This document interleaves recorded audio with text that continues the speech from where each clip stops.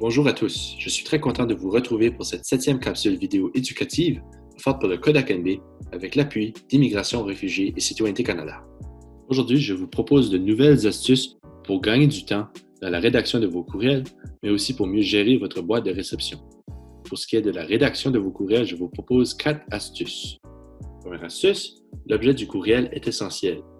Il spécifie au besoin le projet ou le sujet, les actions et les échéances. L'avantage de l'objet du courriel permet de déterminer rapidement si le courriel est pertinent. Ça permet aussi de classer et de retrouver rapidement le courriel parmi les autres.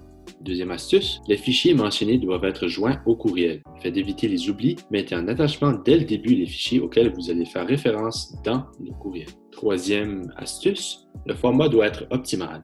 Les courriels sont lus de plus en plus sur des appareils mobiles ou via la fenêtre aperçue. Assurez-vous que l'important se trouve dès le début du courriel afin de capter directement l'attention de votre destinataire. Optimisez cet espace en visant une dizaine de phrases courtes, de 8 à 9 mots environ, et format puce plutôt que paragraphe.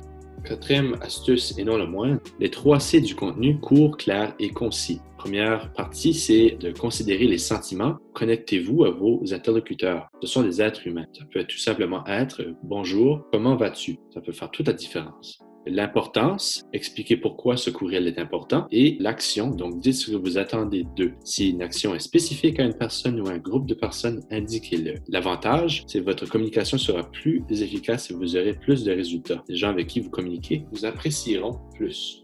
Il faut également gagner du temps en gérant vos courriels selon 4 règles. La première règle, réservez un créneau horaire à la gestion des courriels. Si vous souhaitez être plus productif, il vaut mieux désactiver les notifications. Les courriels peuvent être une grande source de distraction. Une bonne pratique consiste à vous réserver du temps, par exemple quelques minutes 3 fois par jour ou 15 minutes par heure pour gérer vos courriels. Deuxième règle, classez les courriels sur le champ. Lorsque vous ouvrez votre boîte de réception, traitez chaque courriel comme vous le feriez pour une file de personnes, c'est-à-dire un après l'autre, et traitez-le complètement. Répondre au courriel, supprimer celui-ci s'il n'y a plus d'importance et archiver avant de passer au suivant. Beaucoup ont l'habitude d'ouvrir un courriel, de le lire, puis de le fermer pour y revenir plus tard. Cette méthode a pour effet de doubler le temps de traitement, car vous devez probablement le lire de nouveau pour y donner suite dans la journée ou la semaine après. Rédiger de meilleurs courriels, cela fait un peu référence à la première partie de notre capsule vidéo.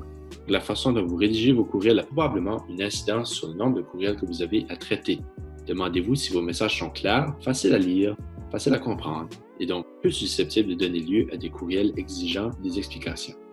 Évitez d'écrire de gros blocs de texte sans saut de paragraphe.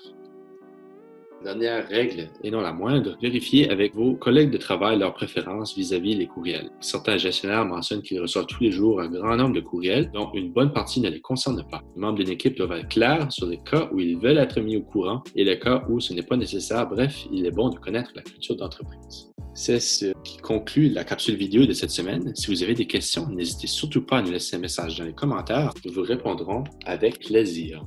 Merci beaucoup pour votre écoute et à la semaine prochaine pour une nouvelle capsule sur la cybersécurité. Bonne semaine!